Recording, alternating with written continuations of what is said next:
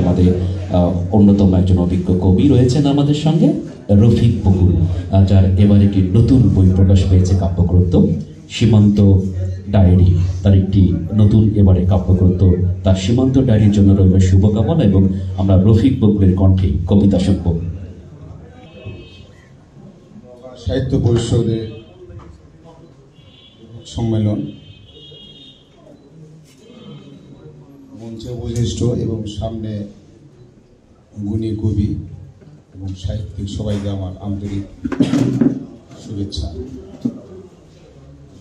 আমার প্রথম কাব্যগ্রন্থ সীমান্ত ডায়েরি প্রকাশ করেছে অনুপ্রাণন প্রকাশন, ঢাকা, জুন 2023। বইটি পাওয়া যাবে কাটাবন ও বাংলা বাজার বিক্রয় কেন্দ্র, ঢাকা। প্রথম কাব্যগ্রন্থ সীমান্ত ডায়েরি থেকে আমি একটা কবিতা আবৃত্তি করার চেষ্টা করেছি। আসলে আবৃত্তি করতে পারি না, খুব একটা পাঠ করার চেষ্টা করছি। কবিতার নাম শতাব্দী।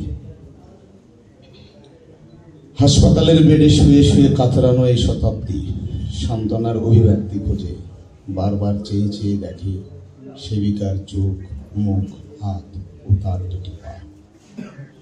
তার দুটি চোখে কি হতাশাগ্রস্ত ছায়া ছিল, তার দুটি ঠোঁটের জোড়ায় জোড়ায় কি বিষাদের চিহ্ন এঁকেছিল, তার দুটি হাতে কি পৃথিবীর নীরবতার আলপনা এঁকেছিল, তার দুটি পা কি থেমে গিয়েছিল একেবারে জরুরি বিভাগের কোঠরে।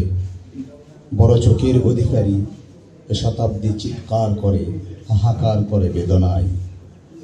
রুগ্ন বেডে শুয়ে শুয়ে বুক ভরা নিঃশ্বাস নিয়ে আবার ফিরে যাবে পৃথিবীর আঁচল ধরে।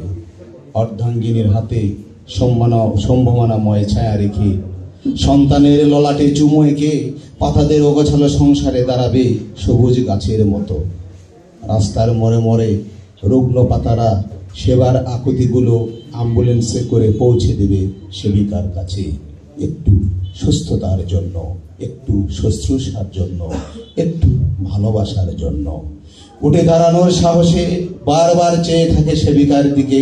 তার দুটি চোখে কি সবুজ পৃথিবীর ছবি আঁকা ছিল, তার দুটি ঠোঁটের কোনায় কোনায় কি সান্ত্বনায় স্মিত হাসি ছিল, তার দুটি হাতে কি আরোগ্য লাভের শুভেচ্ছা ছিল, তার দুটি পায়ে কি ব্যস্ততা ছিল পথ্য আনা নেয়ার।